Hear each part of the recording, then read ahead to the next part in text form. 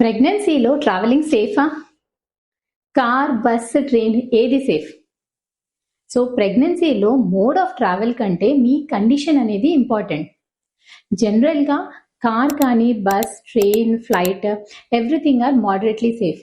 But మీకేమైనా risk conditions ఉన్నాయా లేదా చెక్ చేసుకోవాల్సి ఉంటుంది. సో ఏదైనా ట్రావెల్కి వెళ్ళే ముందు మీ ఆబ్స్టిట్యూషన్ని మీట్ అయ్యి మీ ఇన్ఫార్మ్ చేసి మీకేమైనా high risk conditions like previous miscarriages కానీ, సర్వైకల్ లెంత్ షార్ట్ ఉండడం, మల్టిపుల్ ప్రెగ్నెన్సీ ఆర్ ప్రెగ్నెన్సీలో బ్లీడింగ్ అవ్వడం, హైపర్ టెన్షన్, డయాబెటిస్ ఇలాంటి కాంప్లికేషన్ ఏది లేదు అంటే మీ ఆబ్స్టిట్యూషన్ పర్మిషన్ తీసుకొని యూ కెన్ ట్రావెల్. నార్మల్గా షార్ట్ డిస్టెన్స్ కానీ, మోడరేట్ డిస్టెన్స్ కానీ car is preferable. Seat belt ప్రాపర్గా యూజ్ చేసి హైడ్రేషన్ మెయింటైన్ చేసుకుంటే దట్ ఈస్ బెటర్.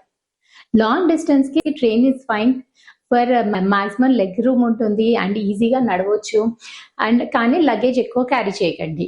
ఫ్లైట్స్ కంప్లీట్గా సేఫ్. కానీ కొన్ని ఎయిర్లైన్స్ రెస్ట్రిక్షన్స్ ఉంటుంది. 32 to 34 వీక్స్ ఈచ్ ఎయిర్లైన్కి డిఫరెంట్గా ఉంటుంది. రూల్స్ అండ్ రెగ్యులేషన్స్ చెక్ చేసుకోండి. సో మోడ్ ఆఫ్ ట్రాన్స్పోర్ట్ కంటే మీ కండిషన్ని ఇవాల్యుయేట్ చేసుకోవడం చాలా important. And me obstetrician permission తీసుకొని వెళ్ళండి.